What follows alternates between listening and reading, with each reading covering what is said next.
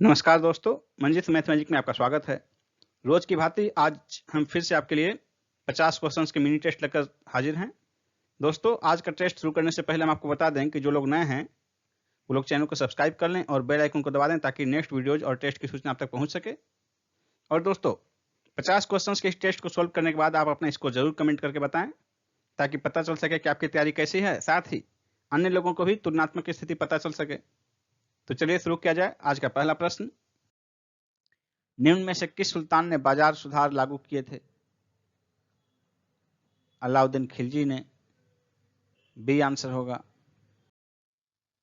कृष्णदेव राय के दरबार में अष्टदिग्गज कौन थे? कृष्णदेव राय के दरबार में अष्टदिग्गज 8 तेलुगु कवि थे। बी आंसर होगा। कृष्णदेव राय ने आंध्र भोज की उपाधि धारण की थी। इनके शासनकाल को तेलुगु साहित्य का स्वर्ण युग कहा जाता है। महाभारत का फारसी अनुवाद का शीर्षक क्या था? इसका आंसर होगा ऑप्शन बी, रज्मनामा। भारत के स्वतंत्रता आंदोलन के दौरान महात्मा गांधी द्वारा स्थापित साबरमती आश्रम किस नगर के बाहर स्थित है?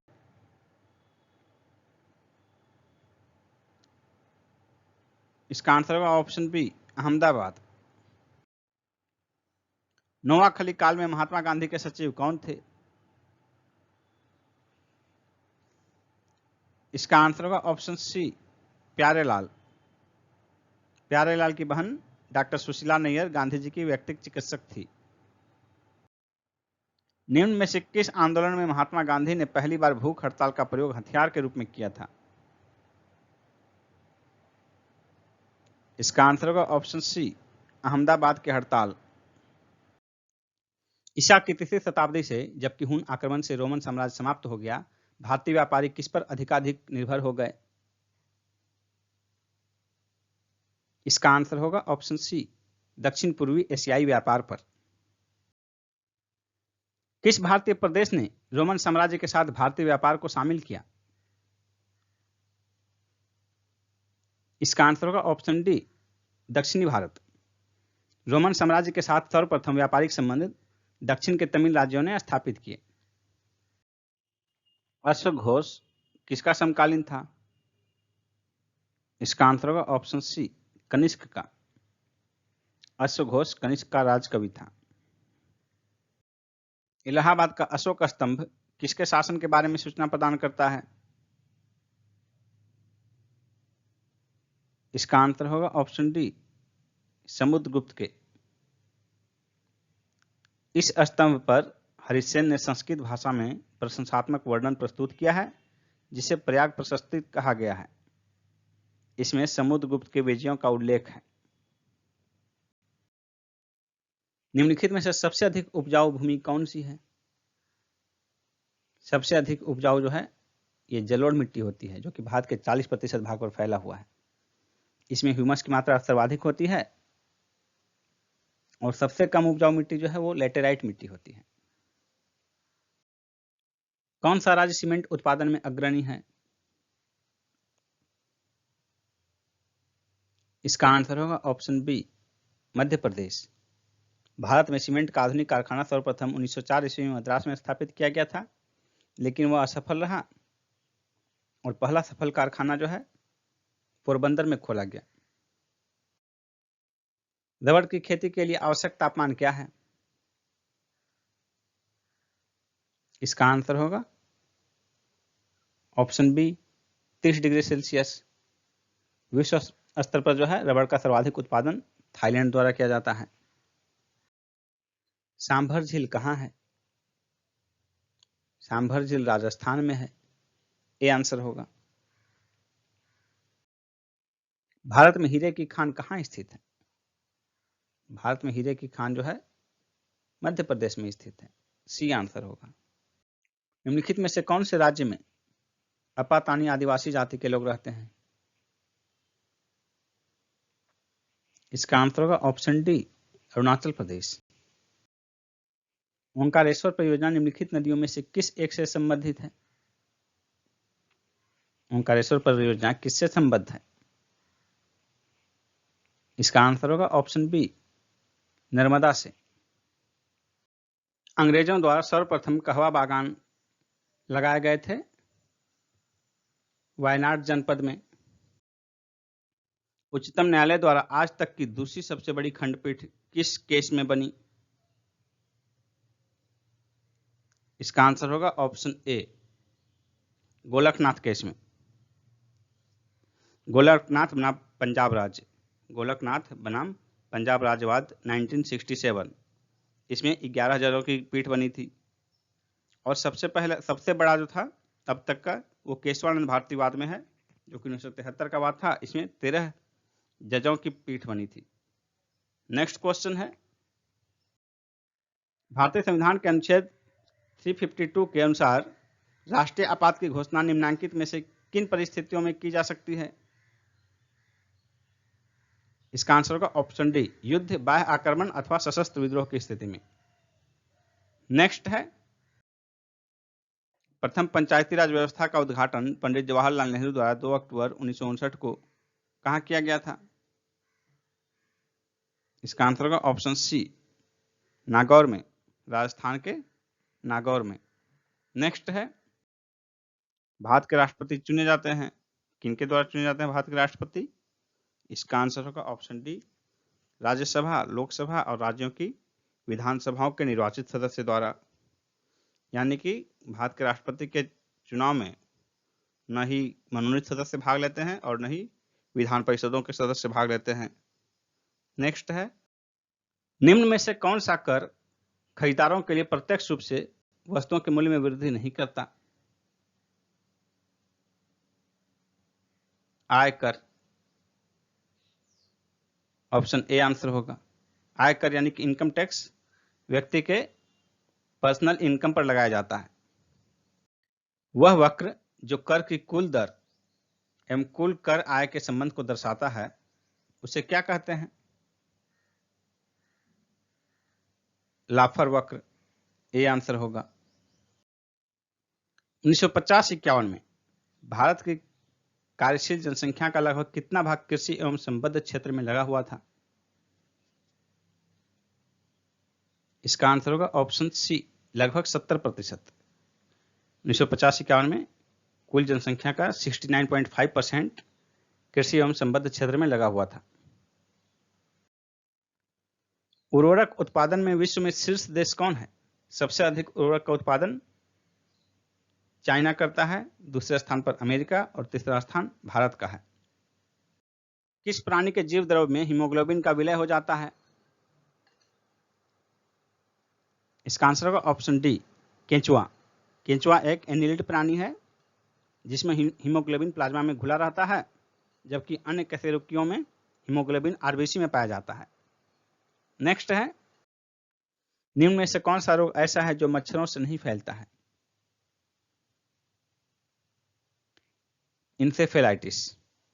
शेष जो 3 हैं, मलेरिया, पीला बुखार और फाइलेरिया, ये तीनों मच्छर से फैलते हैं। फ्यूज का सिद्धांत है, क्या है फ्यूज का सिद्धांत? तो यह है विद्युत का उष्मीय प्रभाव, सी आंसर हो जाएगा। नेक्स्ट क्वेश्चन है, शैवाल के फलने का क्या कारण होता है? इसका आंसर होगा ऑप्शन सी, सुपोषण। वायुमंडलीय नाइट्रोजन के भीतर नाइट्रेट का सूक्ष्मजीवीय विघटन क्या कहलाता है? विनाइट्रीकरण।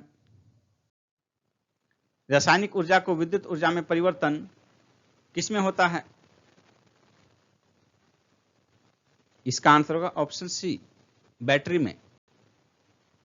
प्रकाश वोल्टेज सेल होता है, सौर सेल, ए आंसर होगा। यह प्रकाश ऊर्जा को विद्युत ऊर्जा में बदलता है। न्यूक्लियर बम बनाने के लिए निम्न में से किसका उपयोग किया जाता है?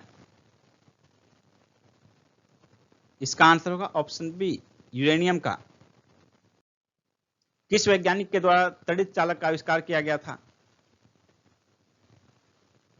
इसका आंसर होगा option C, Benjamin Franklin.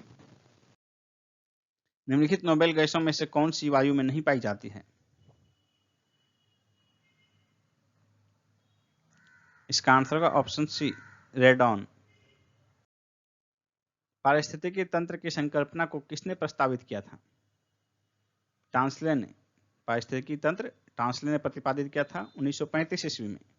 D answer होगा। 10% नियम किससे संबंधित है? इसका आंसर होगा ऑप्शन ए, ऊर्जा का खाद्य के रूप में एक पोषीय स्तर से दूसरे पोषीय स्तर तक पहुंचना, यही 10% का नियम कहलाता है। यह नियम लिंडमैन ने 1942 में दिया था।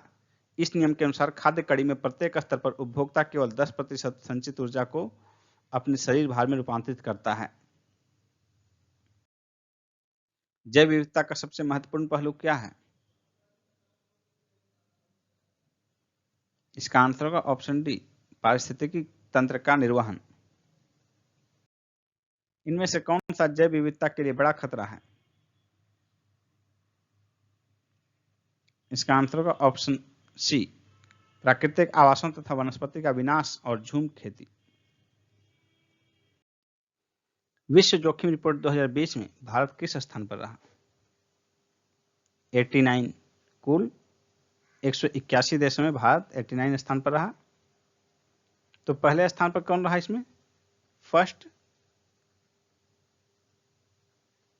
वनुआतु, यानी कि सर्वाधिक जोखिम वाला स्थिति वनुआतु, और लास्ट यानी कि 181 ये रहा कतर का। सितंबर 2020 में भारत ने किस देश के साथ रक्षा उद्योग वैश्विक साझेदारी पर वेबिनार का आयोजन किया? कंबोडिया आंसर होगा, डी ऑप्शन, कंबोडिया। हाल ही में किस राज्य के चेरुवु झील पर केबल स्टे ब्रिज का उद्घाटन किया गया? तेलंगाना। B option, Telangana. किस राज्य ने पर्यटन को बढ़ावा देने के लिए बाय रोड अभियान प्रारंभ किया है? ओडिशा ने। C option, Odisha. सितंबर 2020 में किस राज्य ने बैटरी से चलने वाले दुपहिया तथा तिपहिया वाहनों पर सब्सिडी की घोषणा की है? गुजरात ने। B option, Gujarat. शांति स्वरूप भटनागर पुरस्कार किस क्षेत्र में दिया जाता है? इसका आंसर होगा ऑप्शन ए, विज्ञान के क्षेत्र में। नेक्स्ट क्वेश्चन, निम्न में से किसने टैगोर को महान प्रहरी कहा था? इसका आंसर होगा ऑप्शन ए, महात्मा गांधी ने। नेक्स्ट क्वेश्चन है, निम्न देशों के राष्ट्रीय खेल का कौन सा मिलान गलत है? इसका आंसर होगा option D, Japan, tennis. Japan का राष्ट्रीय खेल टेनिस नहीं, जूडो है। बाकी तीन जो है मिलान सही है। क्यूबा का बेसबॉल, न्यूजीलैंड का राष्ट्रीय खेल रग्बी और बांग्लादेश का कबड्डी है। नेक्स्ट क्वेश्चन है, हिमाचल प्रदेश स्थित पिन घाटी राष्ट्रीय उद्यान किसके लिए प्रसिद्ध है? इसका आंसर होगा ऑप्शन ए, पहाड़ी तेंदुआ के लिए। नेक्स्ट क्वेश्चन है, प्रसिद्ध रचना काबुलीवाला के रचनाकार कौन है? काबुलीवाला रविन्द्रनाथ टैगोर। दोस्तों, यदि आप बीपीएससी की तैयारी कर रहे हैं तो आप अनअकैडमी के कोर्सेज ज्वाइन कर सकते हैं। देखिए वहां बीपीएससी के कौन कौन से बैच चल रहे हैं। Upcoming batches for BPSC, previous year question series BPSC prelims के लिए 30 नवंबर को बैच स्टार्ट हो रहा है, 20 दिसंबर को समाप्त हो जाएगा। और crash course GS BPSC prelims के लिए ये 27 नवंबर को बैच स्टार्ट होगा और 20 दिसंबर को समाप्त हो जाएगा। और यदि आप फाउंडेशन कोर्स करना चाहते हैं नेक्स्ट बीपीएससी के लिए तो इसका बैच देखिए, बैच स्टार्ट होने की तिथि है 24 नवंबर 2020 और समाप्त होगा 10 जुलाई 2021 के लिए। विजय बीपीएससी फाउंडेशन बैच है ये। और साथ ही देखिए करंट अफेयर्स, बिहार स्पेशल और मैथ के लिए बीपीएससी प्रीलिम्स के लिए बैच स्टार्ट हो रहा है 28 नवंबर को और समाप्त होगा 20 दिसंबर को। तो दोस्तों, आपको ज्वाइन कैसे करना है?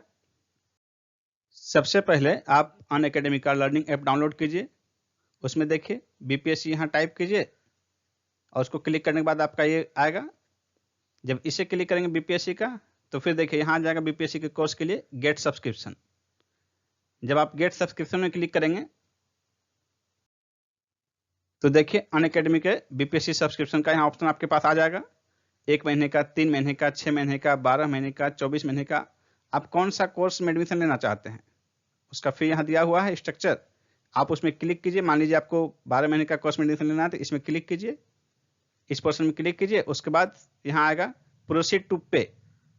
प्रोसीड टू पे में जब आप क्लिक करेंगे तो आपका पेमेंट की प्रक्रिया आएगी। लेकिन उससे पहले दोस्तों, यदि आप डिस्काउंट प्राप्त करना चाहते हैं 10%, तो आप हमारा रेफरल कोड यूज कर सकते हैं। और रेफरल कोड हमारा है MMM101, MMM101। ये रेफरल कोड आप यहाँ टाइप कीजिए। देखिए हैव ए रेफरल कोड, यहाँ पर आप रेफरल कोड टाइप कीजिए। उसके बाद प्रोसीड टू पे कीजिएगा तो आपका पेमेंट का ऑप्शन होगा। उसके बाद पेमेंट हो जाएगा। उसके बाद आप बीपीएससी के कोर्सेज ज्वाइन कर सकते हैं। अनअकैडमी पर आपको डेली T20 सीरीज प्राप्त होगा। और ये डेली T20 सीरीज जो है ये है 20 क्वेश्चन 20 मिनट में डेली है, मंडे टू फ्राइडे 8 PM में। और analysis of the test 8:30 PM में होगा। आप इसे भी ज्वाइन कर सकते हैं। आप यहाँ अनअकैडमी के टॉप एजुकेटर्स देख सकते हैं जिनके माध्यम से आपकी ये शिक्षण का कार्य चलेगा। देखिए आपके सामने। और दोस्तों फिर आपको बता दें बेनिफिट्स ऑफ अनअकैडमी। अनअकैडमी के बेनिफिट्स आपको क्या क्या होंगे तो देखिए 60 days crash course for December 20, recorded sessions for complete BPSC prelims, 10 months PT plus mains foundation batches. और इसके साथ साथ यहाँ देखिए 60 days and 90 days crash course for BPSC prelims. ये सभी फायदे आपको यहाँ पूरा दिया हुआ है। आप इसे डिटेल से देखिए कि क्या क्या आपको फायदा मिलेगा। और यदि आप चाहते हैं तो निश्चित रूप से ज्वाइन कीजिए। धन्यवाद।